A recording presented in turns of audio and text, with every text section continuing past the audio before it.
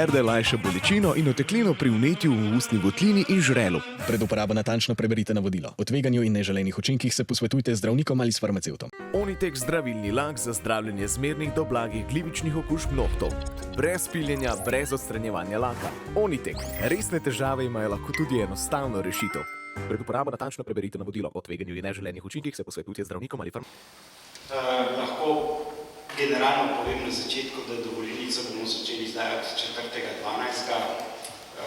V letošnjem letu na lokaciji Mačkova 1, tako kot je bilo lansko leto. V bistvu se glede na lansko leto nič ne spreminja. Izdaja dovolilnic bo vsak dan od 7 do 17.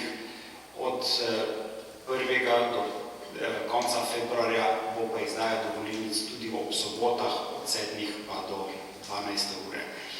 Izdaja dovolilnic za prvo cono, bi sam poudaril, je pa sprememba, da za cono 1 lahko za dovolilnico zaprosi samo tisti, ki je rezident, se pravi, ki ima tam prijavljeno stalno prebivališče, to je razlika na lansko leto, ker lansko leto je bilo možno tudi, če si imel začasno prebivališče, tudi dovolilnice.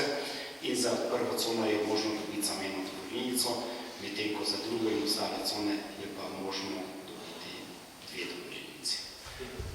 Na naslednji seji mestnega sveta bomo tudi obravnavali nova parkirišča,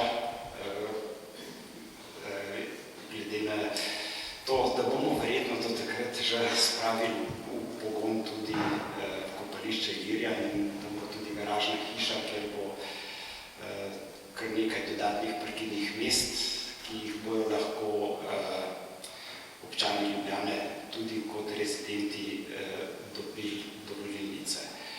Samo skico, točno kje in kateri bojo upravičeni do teh parkirišč, bomo potem objavili tudi v javnosti, tako da bojo ljudje točno vedeli, kdo je upravičen do teh parkirnih mest.